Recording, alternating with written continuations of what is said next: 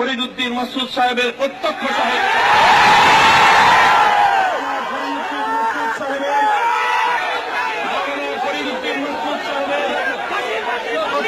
সহযোগিতায় তার প্রশ্রয়ে এবং তার ইকরা মাদ্রাসায় সেখানে আশ্রয় দিয়ে সারা রাত তাদেরকে সেখানে ব্রিফিং দিয়ে প্রশিক্ষণ দিয়ে সেই বাহিনীকে প্রেরণ করা হলো টঙ্গী ইজতেমার মাঠের দিকে। সকাল থেকে তারা ধীরে ধীরে সেখানে সমবেত হলো।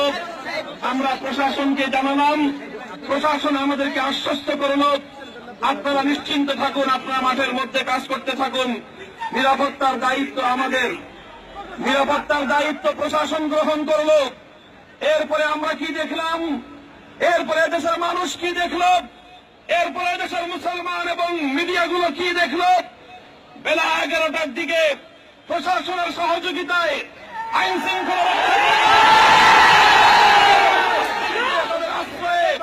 গেটগুলো ভেঙে সন্ত্রাসীরা নানা ধরনের দেশীয় অস্ত্র, লাঠি, ছোটা, রড দিয়ে নিরীহ তাবলীগের সাথী এবং মাদ্রাসার ছাত্রদের উপর যেভাবে হামলা পড়ল, তাতে কথা বলতে আমরা বাধ্য যে আমাদের নিরীহ মানুষগুলোকে প্রশাসন খুনিদের হাতে তুলে দিয়ে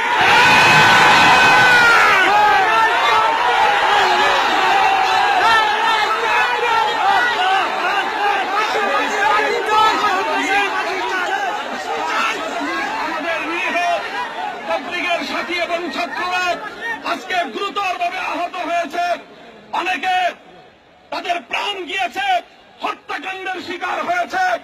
এই সমস্ত হত্যাকাণ্ডের দায় দায়িত্ব প্রশাসনকে বহন করতে হবে। তাৎক্ষণিক প্রতিক্রিয়ায় বিক্ষুব্ধ হয়ে রাজপথে নেমে আসতে বাধ্য হয়েছি। পরিষ্কার ভাষায় আমরা বলতে চাই, যদি ইজতেমাকে বানচাল করবার ওয়াসিফ নাসিম গংদের এই ষড়যন্ত্র যদি মাওলানা ফরিদউদ্দিন মাসউদ সাহেবের নেতৃত্বে অব্যাহতভাবে চলতে থাকে, আগামী দিনে আমরা প্রশাসনকে মানতে পারব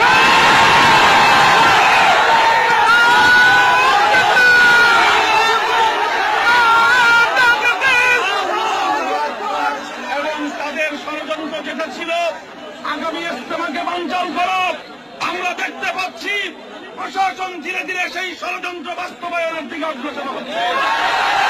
যদি এভাবেই ষড়যন্ত্র অব্যাহত থাকে, আর যদি খুনিদেরকে গ্রেফতার না করা হয়, আর যদি ওয়াসিফুল ইসলাম নাসিম গংদেরকে মাওলানা ফরিদ মাসউদ সাহেব